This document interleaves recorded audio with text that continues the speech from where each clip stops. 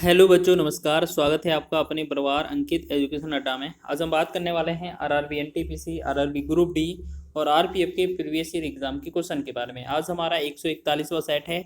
इसमें हम बात करने वाले हैं सांख्यिकी के बहुत ही महत्वपूर्ण प्रश्न के बारे में जो आपके प्रीवियस ईयर एग्जाम में पूछे हैं रेलवे ने। ठीक है, हर एक एग्जाम में इंपॉर्टेंट है, यहाँ से क्वेश्चन बनता है।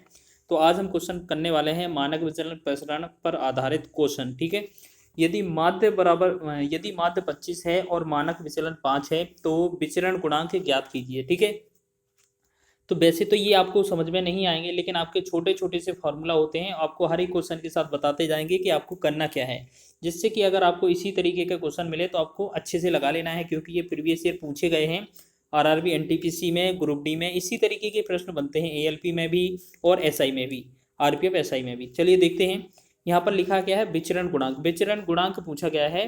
ठीक है, तो विचरण गुणांक के लिए हमें क्या करना है, कोफिशिएंट ऑफ वेरिएशन पूछा है, तो इसे हम सी बी भी लिख सकते हैं, सी और भी, मतलब सी डॉट भी, इसे सी भी से प्रदर्शित करेंगे तो सी बी जो होगा विचरण गुणांक वो हो जाएगा, ऊपर लिखेंगे हम मानक विचलन, मानक विचलन बटा में हो जाएगा आपका माध्य और गुणा में हो जाएगा आपका 100। ये आपका निकल आएगा विचरण गुणांक। तो हम मानक विचलन देखते हैं कितना दिया है हमारा। मानक विचलन दिया है 5, माध्य कितना दिया है 25, बटा में लिखेंगे 25, गुणा में कर देंगे 100। ठीक, 25 एकम 25, 25 चौके 100 हो जाएगा, तो 5 का 4 में गुणा करेंगे तो ये बनेगा 20%। तो 20% राइट आंसर होगा ऑप्शन नंबर सी। ठीक है, बहुत ही आसान प्रश्न था, इसी तरीके से बनाएंगे। ठीक है, समझ में आया है आपको। इसी तरीके से सेकेंड क्वेश्चन पर अप्लाई कीजिएगा। लिखा क्या है क्वेश्चन में, यदि माध्य 40 है और मानक विचलन 5 है तो विचरण गुणांक सी वी कोफिशिएंट वेरिएशन ज्ञात करना है। ठीक है, तो आपको याद रखना है, ये जो सी वी बराबर होता है वो क्या होता है, जो विचलन है मानक विचलन, वो आपका क्या आएगा ऊपर, मानक विचलन वो आएगा आपका ऊपर, बटा में आएगा माध्य और गुणा में लगाया जाएगा 100। ठीक, तो हम क्या करेंगे, मानक विचलन कितना है आपका 5 दिया हुआ है, माध्य कितना है 40 है, गुणे में 100 करेंगे। ठीक, 5 एकम 5, 5 अट्ठे 40 और 100 में 8 का भाग करेंगे, 4 दूना 8, 4 से 25 चौके 100, तो ये कितना बना हमारा 25/2। लेकिन आपका आंसर पॉइंट में दिया है, तो जब 2 से भाग करेंगे 25/2 को, 2 से भाग करेंगे 25 को, तो ये बनेगा 12.5%। ठीक है, तो 12.5% ऑप्शन नंबर 20 का सही है। ठीक है, आशा है आपको समझ में आ रहा होगा। बहुत ही आसान प्रश्न थे, ये पूछे गए थे। अगला क्वेश्चन थोड़ा लॉन्ग बन सकता है, ये थोड़ा हार्ड बन सकता है। लिखा है 11, 7, 10, 13 और 9 का मानक विचलन ज्ञात कीजिए। तो इसके लिए क्या करना है, सबसे पहले हमें माध्य की आवश्यकता पड़ती है, तो सबसे पहले हम माध्य निकालेंगे। सबसे पहले माध्य कैसे निकालते हैं आपको पता है, जो आंकड़े दिए हों उन सब का योग, 11 प्लस में 7 प्लस में 10 प्लस में 13 प्लस में 9 और बटा में संख्या कितनी है 5 है। ठीक है, आप सभी को ऊपर से जोड़ेंगे तो 11 7 18, 10 28, 28 और 3 13, 41 और 9 50, यानी कि टोटल जोड़ने पर 50 आ जाएगा, बटा में 5 और ये 5 से डिवाइड करेंगे, 5×50। तो हमने देखा जो माध्य आया वो 10 आ गया। ठीक है, अब आपको क्या करना है, बहुत ही आसान है मानक विचलन निकालने के लिए। जो 10 दिया है वो आपको यहाँ पर लिख लेना है, पहले तो 10 देख लेना है, यहाँ पर पहले वो संख्या थी वो लिखेंगे, 11 7, 10 13 और 9। फिर यहाँ पर जो माध्य दिया है वो 10 लिख लेना है। ठीक है, हम क्या करेंगे, पहले हम 11 और 10 का अंतर निकालेंगे तो कितना आएगा 1, तो 1 का वर्ग लिख देंगे। ठीक है, या आपको ऐसे करना है कि माध्य घटा देना है 11 में से, तो आप तो सीधा याद रखिए, सीधा आसान भाषा में, कि इन दोनों का जो अंतर आएगा 10 और 11 का अंतर 1, तो 1 का वर्ग कितना होगा, वर्ग करना है, ध्यान रखना, 1 का वर्ग 1 आ जाएगा। 7 और 10 का अंतर कितना है 3, 3 का वर्ग कितना आएगा 9, 10 और 10 का अंतर 0, 0 का वर्ग 0 ही होगा। 13 10 का अंतर 3, 3 का वर्ग 9 हो जाएगा। 9 10 का अंतर 1, 1 और 1 का वर्ग 1।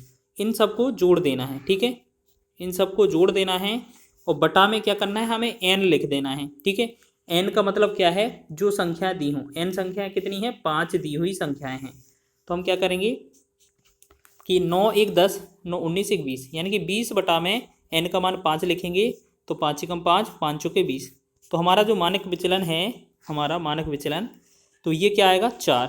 तो इसका राइट आंसर होगा ऑप्शन नंबर सी। ठीक है, आशा है आपको समझ में आया होगा। आपको ये लगाना है, ये दिमाग लगाना है ये कैसे आया। ठीक है, ये आपको याद रखना है, स्क्वायर करने पर आएंगे। ठीक है, और स्क्वायर करेंगे तो अब हर बार प्लस ही आएगा मान। चलिए आगे बढ़ते हैं नेक्स्ट क्वेश्चन की ओर। नेक्स्ट क्वेश्चन लिखा है 5 मानों का प्रसरण 16 है, यदि प्रत्येक मान को दोगुना हो जाए तो नए मान का मानक विचलन ज्ञात करें।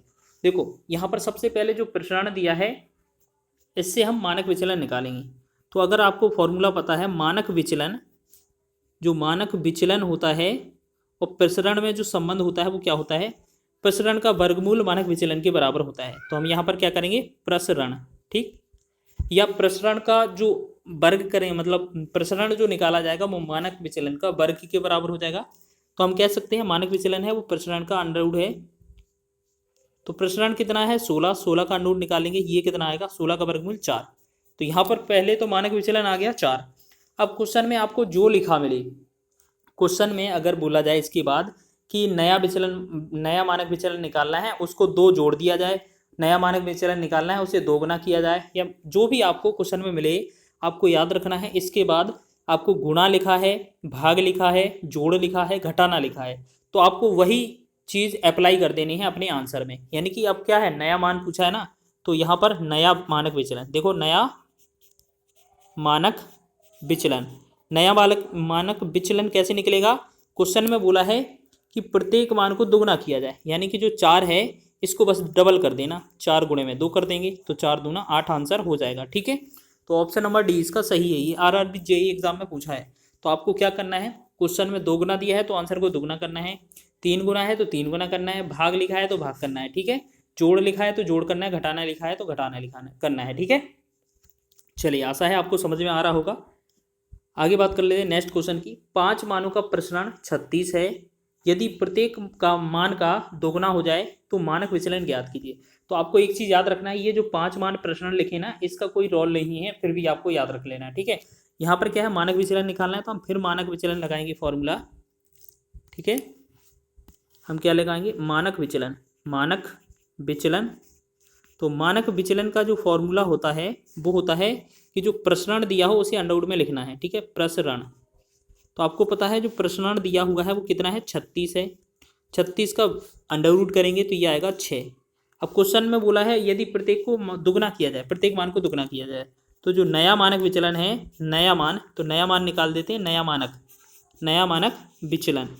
तो आपने क्वेश्चन में देखा है कि 2 गुना किया है प्रत्येक मान को, तो इसको भी 2 गुना कर देंगे आंसर को, तो 6 दूना 12, 12 इस क्वेश्चन का राइट आंसर होगा, ऑप्शन नंबर ए इसका सही हो जाएगा। ठीक है, तो अब ये 2 प्रश्न कर लिए इस तरीके के जिससे आपको समझ में आ गए। ठीक है, अब देखेंगे लिखा क्या है, आंकड़े 3, 10, 10, 7, 4, 7, 10 और 5 का माध्य विचलन, माध्य विचलन का तरीका थोड़ा कुछ और है। ठीक, तो हमें सबसे पहले क्या करना है, सबसे पहले ये चेक करना है इनका माध्य कितना आता है। तो सबसे पहले माध्य निकालते हैं इनका। तो माध्य देखते हैं, 3 प्लस में 10 प्लस में 10 प्लस में 4 प्लस में 7 प्लस में 7 के बाद 10 आएगा, फिर प्लस में 5। तो ये हमने देखा यहाँ पर कितनी, 3, 3, 6, 1, 7, तो ये संख्याएं कितनी 7 हैं, और इससे 7 से भाग कर देंगे, जोड़ेंगे 3, 10, 13, 10, 23 और 4, 27, 27, 7, 34, 10, 44, 44, 5, 49, तो ये बना 49, 49 बटा 7, 7 से 7, 7, 49, तो हमारा जो माध्य आ गया वो 7 आ गया। ठीक है, अब पिछले जैसा करेंगे, थोड़ा सा स्टेप यहाँ पर भी करना है, जैसे 3 लिखा है, 10 लिखा है, फिर 10 लिखा है, फिर 4 है, फिर 7 है, फिर 10 है और फिर 5 है। यहाँ पर क्या है, हमारा माध्य 10 आ गया, माध्य 7 आया है ना, माध्य आपका 7 आ गया। तो अब आपको क्या करना है, 3 और 7 का अंतर लिखना है। 3 और 7 का अंतर कितना आएगा, आपका 4 आएगा। बस आपको याद रखना है हर बार प्लस में लिखना है सभी मान। 3 और 4 का अंतर 3 और 7 का अंतर 4, 10 और 7 का अंतर आएगा तो 3 आएगा, 10 और 7 का अंतर आएगा तो 3 आएगा, 4 और 7 का अंतर आएगा तो 3 आएगा, 7 और 7 का अंतर 0 आ जाएगा, 10 और 7 का अंतर 3 आएगा, 5 और 7 का अंतर 2 आएगा। अब इन सबको जोड़ लेना है। ठीक है, इन सबको जोड़ लेना है, बटा में आपको n कर देना है। तो आपको n तो पता है ना कितना है, 7 संख्याएं दी हुई हैं, तो हम इन सबको जोड़ेंगे, 4, 3, 7, 3, 10, 3, 13, 3, 16, 2, 18, ठीक है 18, और बटा में कितना है 7, 18/7 इसका राइट आंसर होगा ऑप्शन नंबर डी। ठीक है, आपका ये माध्य विचलन का रूल क्या कहता है, बस इनको वर्ग नहीं करना होता है, ठीक है इन सभी को, और अगर मानक विचलन निकाला जाएगा तो हमें वर्ग करना पड़ता है बस, ठीक है। तो इस तरीके से आपको समझ में आ रहा होगा। चलिए आगे बढ़ाएंगे अगले क्वेश्चन को। चलिए नेक्स्ट क्वेश्चन देखेंगे, लिखा क्या है हमारा, यहाँ पर क्या है, एक सेकंड आप रुकना, थोड़ा सा एक क्वेश्चन रॉन्ग हुआ है। अब क्या है, पीछे जाके देखते हैं, एक क्वेश्चन था इसी तरीके का, कौन सा क्वेश्चन था, ये तीसरा वाला। तो इसको दोबारा से करते हैं। इसमें क्या है, हमने वर्गमूल नहीं किया है, उसका जो 4 आंसर दिया था वो आपका गलत है, आंसर आएगा 2। एक बार दोबारा से करते हैं। सबसे पहले क्या करना था, माध्य करना था, ठीक है। माध्य करेंगे हम 11 प्लस में 7 प्लस में 10 प्लस में 13 प्लस में 9। थोड़ा स्पीड से करते हैं। बटा में संख्याएं कितनी थी, 5 संख्याएं थी। हमने ऊपर को जोड़ा था तो 50 आया था टोटल, बटा में 5। जब हमने भाग किया इसे 10 बार गया तो हमने देखा था 10 माध्य आ गया था, ठीक है। संख्याएं क्या थी हमारी, 11 7 10 13 9, ठीक है। यहाँ पर हमारा माध्य आया था 10। अब 1 और 10 का अंतर 1 आया था, 1 का वर्ग 1 लिखा था हमने। 7 और 10 का अंतर 3 आया था, 3 का वर्ग 9 लिखा था। 10 और 10 का अंतर 0 लिखा था। 3 और 10 का अंतर 13 10 का अंतर 3 था, 3 का वर्ग 9 लिखा था। 9 और 10 का अंतर 1 आया था, 1 का वर्ग 1 लिखा था। इन सबको क्या किया हमने, जोड़ दिया था और बटा में n लिखा था। तो n कितना था, संख्याएं 5 थी, 5 लिखा था, ठीक है। तो आपको याद रखना है, ये जो आएगा कितना आ जाएगा, ये 20/5, 5 चौके 20, तो ये आएगा 4, ठीक है। इसका वैल्यू आ गया हमारा 4। लेकिन हमें क्या चाहिए था, मानक विचलन, मानक विचलन, मानक विचलन। तो आपको याद रखना है, मानक विचलन में क्या करना पड़ता है, इस 4 का भी वर्गमूल करना पड़ता है एक बार, ठीक है। तो 4 का वर्गमूल 2 आएगा, तो 2 इस क्वेश्चन का राइट आंसर होगा, ठीक है। माफ कीजिएगा इस क्वेश्चन के लिए, वो गलती से हो गया, थोड़ा स्पीड में बता रहे थे तो ये याद नहीं रहा, ठीक है। लेकिन फिर भी आप करेक्शन कर लीजिए उस क्वेश्चन का, ठीक है। चलिए आगे बढ़ते हैं नेक्स्ट क्वेश्चन की ओर, जो हमारा क्वेश्चन हो गया था। चलिए ये क्वेश्चन हो गया था, आगे देखते हैं नेक्स्ट क्वेश्चन। अगला लिखा है, एक डाटा सेट का प्रसरण 96 है, 196 है, तो मानक विचलन का मान ज्ञात कीजिए। तो आपको क्या करना है, मानक विचलन का मान पूछा है, तो आपको याद रखना है मानक विचलन का जो मान होगा, मानक विचलन, मानक विचलन, इसका मान क्या होगा, अंडर रूट में आपको प्रसरण कर देना है, ठीक है। अंडर रूट में आपको प्रसरण कर देना है। जब आप प्रसरण करेंगे अंडर रूट में तो 196 होगा। 196 का जो मान आएगा वो 14 आएगा। अब आपको ये नहीं करना है कि इसका मान जो आता है वो प्लस माइनस आता है, प्लस माइनस वाला आंसर गलत माना जाएगा। आपको सिर्फ प्लस वाला आंसर देना है, ठीक है। ऑप्शन नंबर 20 का सही है, क्योंकि ऑप्शन में दोनों दिए हैं, तो सिर्फ केवल आपको प्लस वाला आंसर करना है, ठीक। आगे बात करते हैं ये अंतिम प्रश्न की। यदि एक बंटन का मानक विचलन 6 है तो उसके प्रसरण का या वेरिएशन का मान क्या होगा। तो अब देखो, वेरिएशन होता है वेरिएशन, अब ये बिल्कुल अपोजिट है। अगर आपसे प्रसरण पूछा जाए, प्रसरण, तो आपका जो मानक विचलन होता है, मानक विचलन, मानक विचलन, जो मानक विचलन होता है शॉर्ट में लिखेंगे, उसका वर्ग करना पड़ता है। क्यों, क्योंकि जो मानक विचलन निकालते हैं तो अंडर रूट करना पड़ता है प्रसरण का। जब प्रसरण निकालेंगे तो मानक विचलन का स्क्वायर करना पड़ेगा। तो हमें मानक विचलन हमें क्या करना है, जो 6 दिया है इसका वर्ग कर देंगे, तो 6 का वर्ग कितना होगा, 36। तो 36 जो होगा इस क्वेश्चन का राइट आंसर होगा, ऑप्शन नंबर सी इसका सही है। वीडियो अच्छा लगा है तो वीडियो को लाइक करें, शेयर करें, चैनल पर नए हैं तो चैनल को सब्सक्राइब करें। इसी तरीके के वीडियो आपको इंपॉर्टेंट क्वेश्चन के साथ करवाए जाएंगे, ठीक है। डेली आपको कुछ ना कुछ नया सिखाया जाता है जो आपके exam related, exam oriented important रहता है।